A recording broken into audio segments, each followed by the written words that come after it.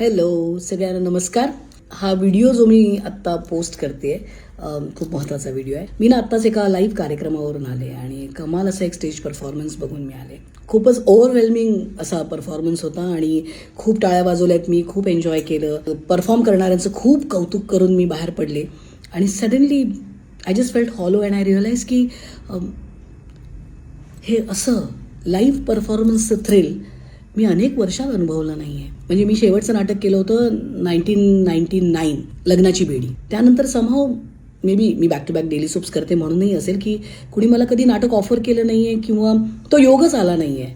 And I just realise की मला हे हवं आहे, मला लाईव्ह परफॉर्म करायचं आहे, मला ऑडियन्सची लाईव्ह रिॲक्शन अनुभवायची आहे, मला नाटकात काम करायचं आहे, मराठी नाटकात काम करायचं आहे. आणि कुणाला सांगू असं झालं आणि देन आय रिअलाइज की let me put it out in the universe.